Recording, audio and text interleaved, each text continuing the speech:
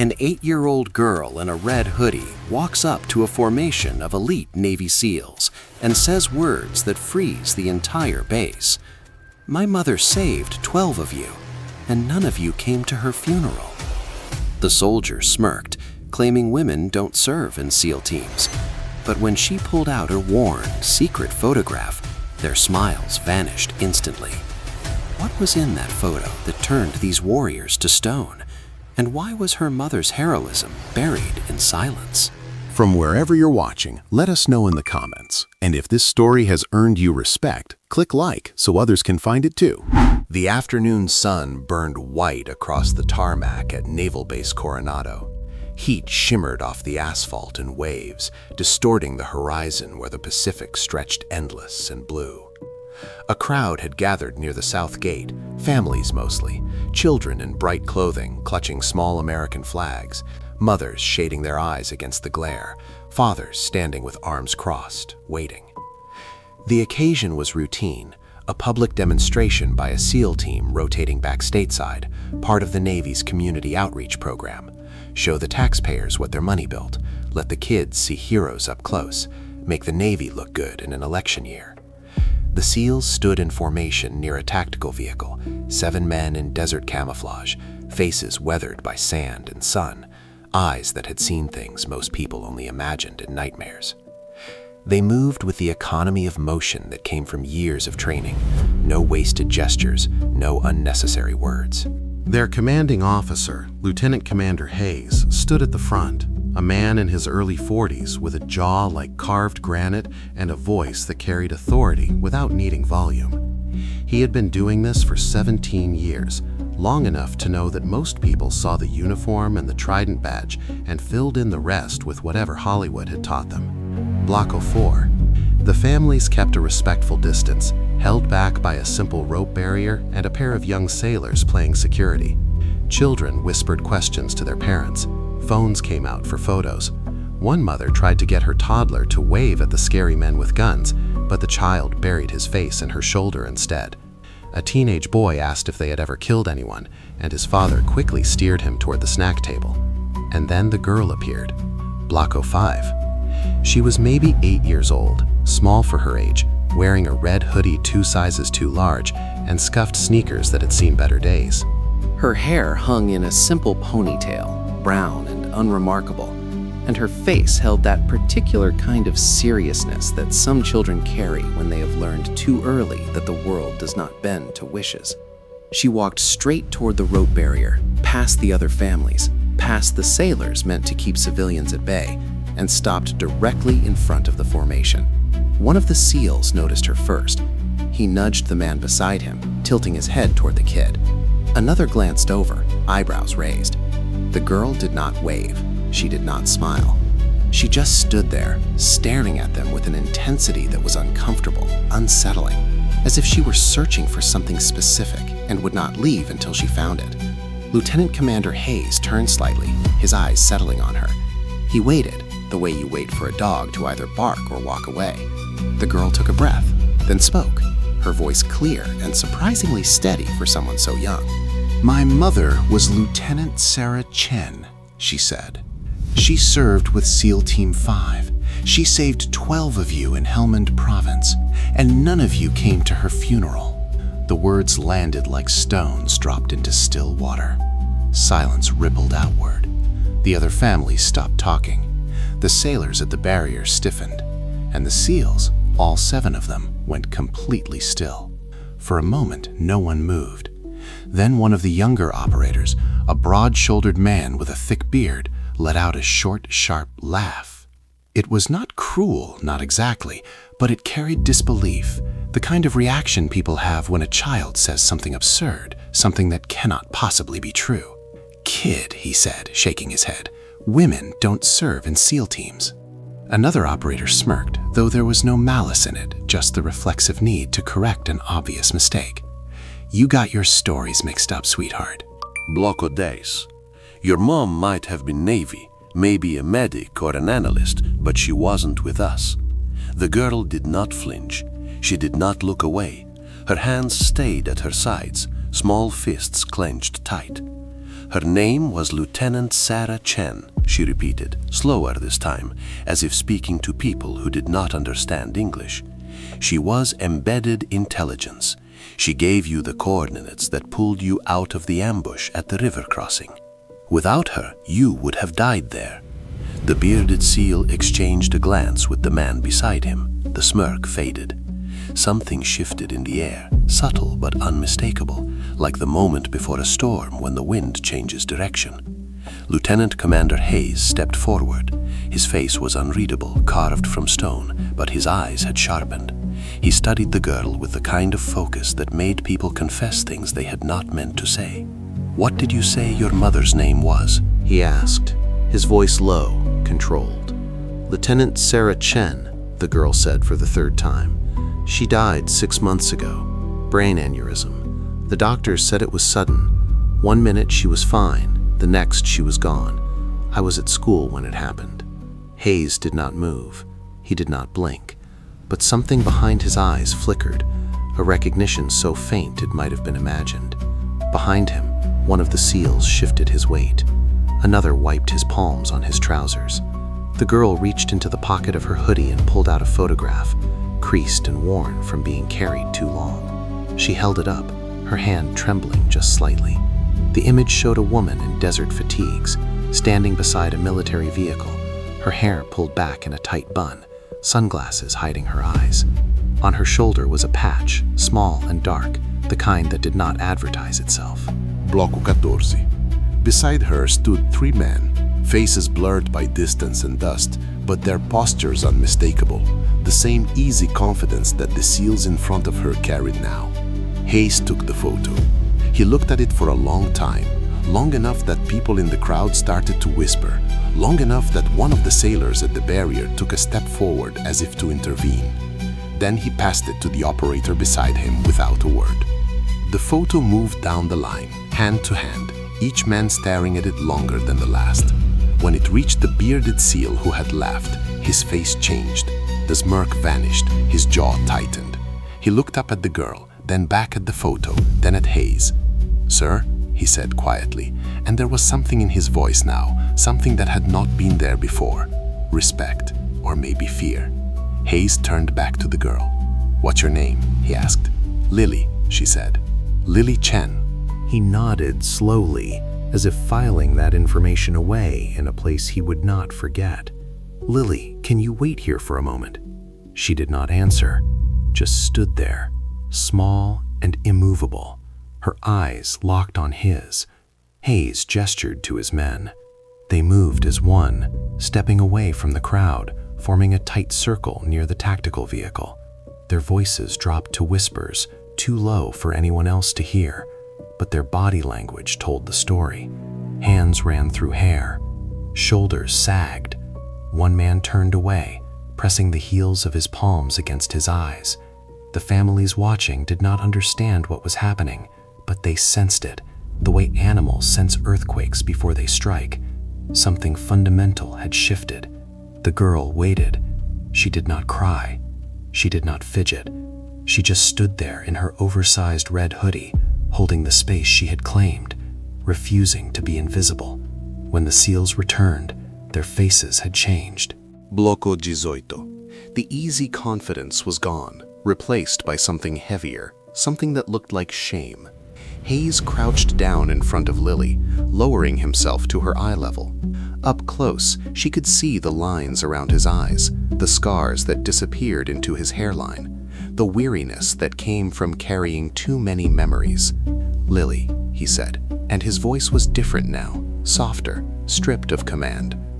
"Your mother's name was never Sarah Chen in our records. We knew her as Lieutenant S. Bloco 19, Cross, Embedded Intelligence Officer, attached to our unit for a single operation in 2019. She was with us for 4 months. And you're right, she saved our lives." The girl's chin lifted slightly. Validation, finally, after being doubted. Hayes continued, his words careful, deliberate. "We didn't know she had died. Her work was classified. After the operation ended, she rotated out, and we never saw her again. That's how it works sometimes." Bloco 20. People come into your life, save you, and then disappear. We didn't even know her real name until just now. Lily's voice was steady, but there was an edge to it, something sharp and unforgiving. She wrote letters, she said. I found them after she died. She wrote to all of you. She told me she sent them, but no one ever wrote back. The silence that followed was crushing. One of the SEALs, a lean man with a scar running down his forearm, stepped forward. Bloco 21. His voice was rough, like gravel scraped across metal. We never got any letters, kid. I swear to you. If we had, we would have responded. We would have been there. Lily looked at him, her eyes searching his face for lies. She must have found none, because her shoulders sagged just slightly, the rigidity giving way to exhaustion. She said you were her brothers, Lily whispered. She said you were the only people who understood what she had done, what it cost. Bloco 22. And when she died, none of you came. I waited at the funeral. I thought maybe someone would show up, but it was just me and my grandmother and a few people from her office who barely knew her. Hayes stood slowly, his knees cracking audibly. He looked at his men, then back to Lily. "Tell me about the operation," he said. "Tell me what she told you." Lily shook her head. She didn't talk about it much. She said it was classified, but she kept a journal. I read it after she died. She wrote about the river crossing. She wrote about the ambush. She said the intelligence was wrong, that you were walking into a kill zone, and she had to make a call that went against orders. She gave you different coordinates, rerouted the extraction, and when her superiors found out, they buried her career. She never advanced in rank after that. She spent the rest of her service behind a desk, filing reports no one read. The bearded SEAL swore under his breath. Another turned away, fists clenched. Hayes closed his eyes for a moment, breathing slowly through his nose. When he opened them again, they were red-rimmed. "She went against orders to save us," he said, more to himself than to anyone else. "And they punished her for it." Lily nodded. "She said it was worth it. She said she would do it again, but I don't think she believed that at the end. I think she felt forgotten." The weight of those words settled over the group like a shroud. Bloco 25. Hayes looked at his men, and something passed between them. An unspoken agreement, a debt acknowledged. He turned back to Lily and did something that made the entire crowd watching go silent.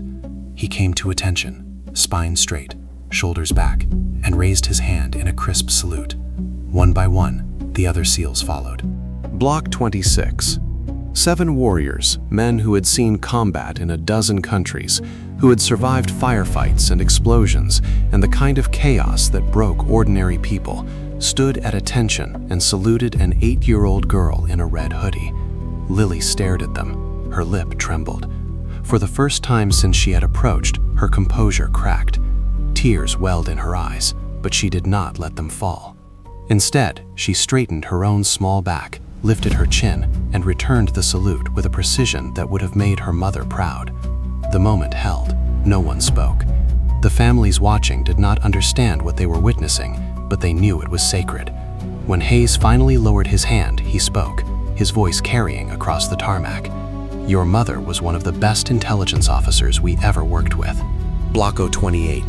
She read situations faster than our analysts, made calls under pressure that saved lives, and when it mattered most, she chose us over her career. We owe her everything, and we owe you an apology. We should have known. We should have been there. Lily wiped her eyes with the sleeve of her hoodie. She didn't want an apology, she said quietly. She just wanted you to remember. Hayes nodded. "We will. I promise you we will." He reached into his pocket and pulled out a challenge coin, the kind SEALs carried, marked with the trident and the team number. He placed it in Lily's hand, closing her small fingers around it. "This belonged to me," he said, "but it belongs to you now. Your mother earned it, and so did you, for coming here and telling us the truth." Lily looked down at the coin, heavy and warm in her palm. Then she looked back up at Hayes. "What happens now?" she asked. Hayes glanced at his men, then back at her. Now we make sure people know who your mother was. We make sure her name is remembered the way it should be. And we make sure you're not alone. The girl's expression did not change, but something in her eyes softened, just a fraction. She nodded once, a small, solemn movement, and then she turned and walked back toward the crowd, slipping between the families until she disappeared from sight. The SEALs stood in silence, watching her go. Block 031. When she was gone, Hayes spoke, his voice low but firm. Find out what happened to those letters. Find out why we never received them. And find out who buried her after that operation.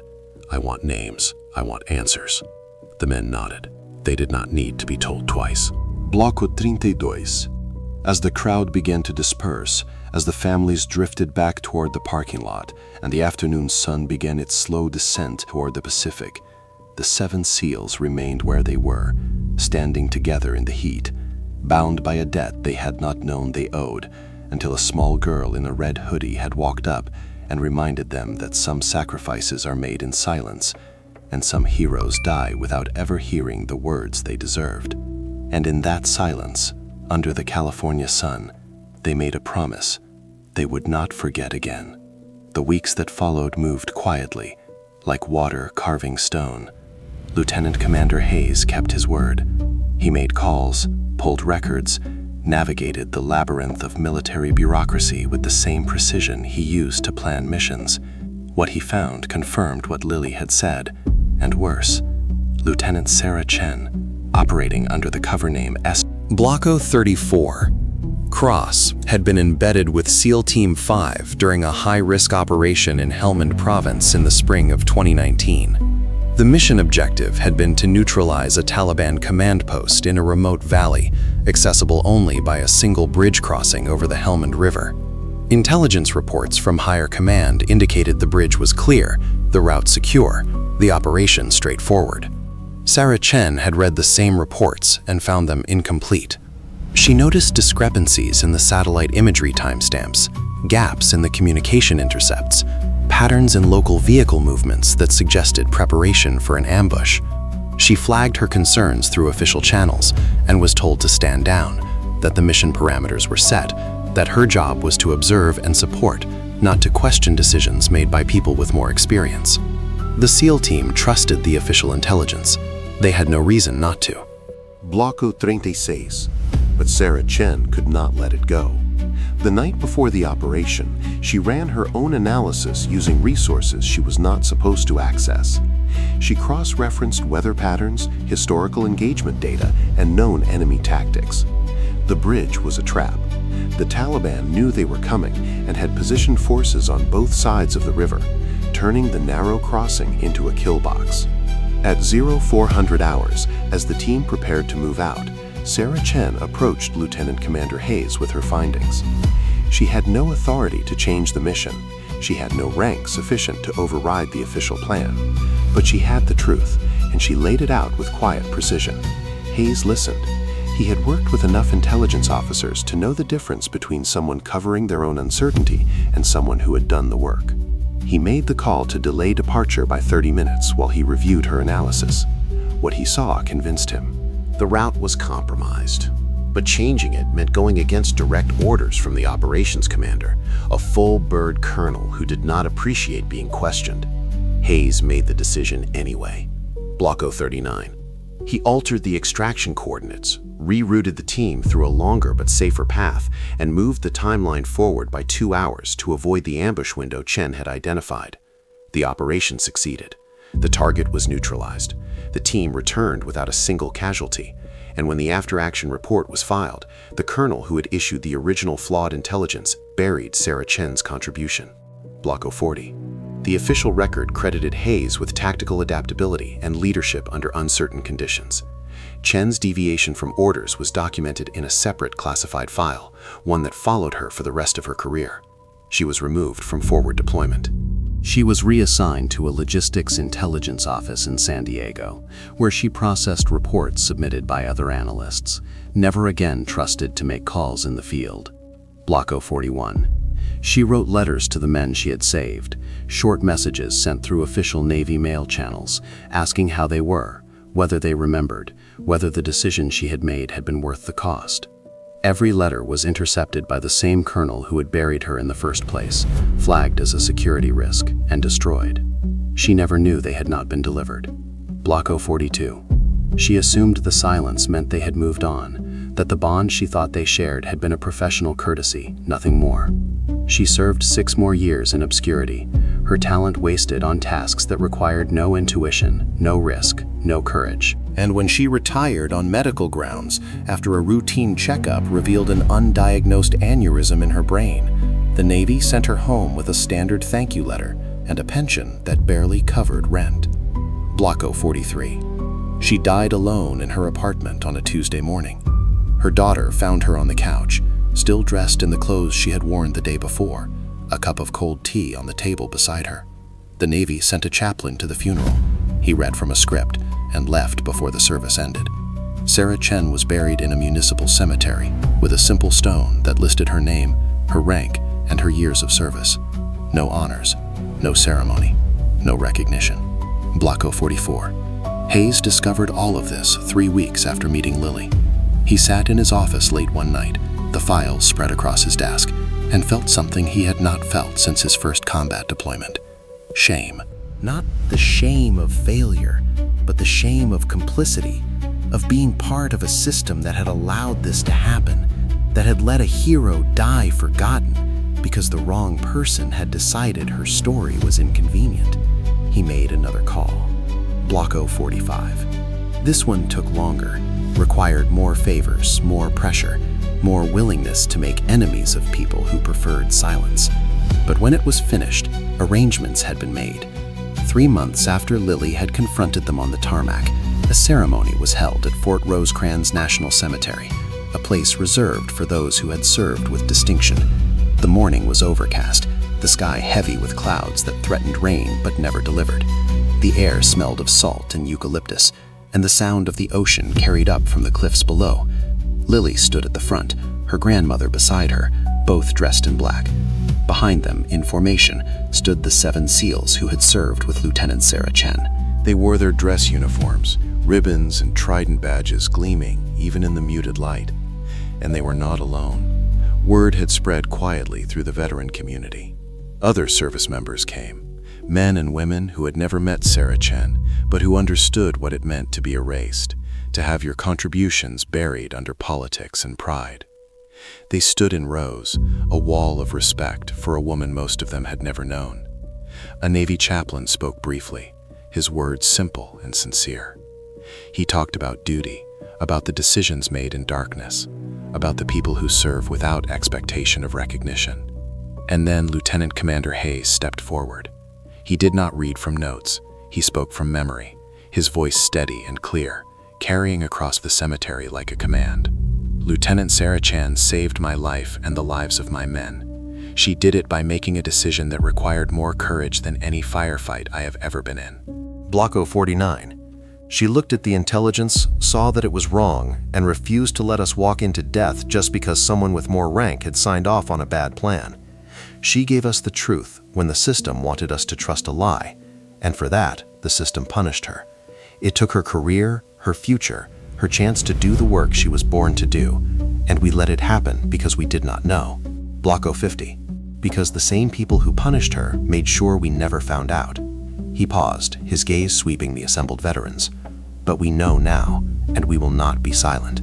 Lieutenant Sarah Chen was a warrior, not because she carried a weapon, but because she made the hard calls when lives were on the line. She saw what needed to be done and did it, knowing the cost. That is the definition of courage, and we owe her more than words. Block 051. We owe her the truth, spoken loudly enough that it cannot be buried again. Hayes turned to Lily, who stood small and still, her face pale but composed. Your mother saved 12 men, but she also saved something else. She saved the idea that doing the right thing still matters, even when the system does not reward it. She proved that one person making one decision can change everything. And you, by coming to find us, by refusing to let her be forgotten, have reminded us that silence is not the same as honor. He came to attention. The SEALs behind him followed.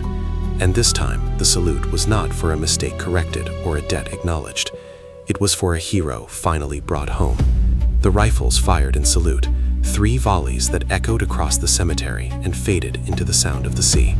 The flag was folded with precision and presented to Lily, who held it against her chest as if it were the only thing keeping her upright. When the ceremony ended, when the veterans had filed past to offer their respects, when the chaplain had departed and the cemetery had returned to its usual quiet, Lily stood alone at her mother's grave.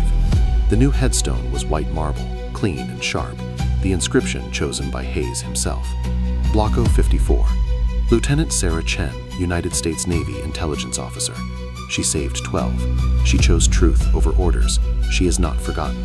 Lily placed a hand on the cold stone, her fingers tracing the letters of her mother's name. For months, she had carried the weight of her mother's silence, the fear that no one would ever know who she had been, what she had done, what it had cost. And now, standing in the place where heroes were laid to rest, she felt that weight lift. Block 055. Her mother had been seen. Her mother had been honored. The invisible professional, the woman who had worked in silence and died in obscurity, had finally been brought into the light. Lily reached into her pocket and pulled out the challenge coin Hayes had given her. She turned it over in her palm, feeling the weight of it, the history pressed into the metal. And she made a promise of her own. She would carry her mother's story. She would tell it to anyone who would listen. She would make sure that the quiet warriors, the ones who made the right calls and paid the price, would never be forgotten again.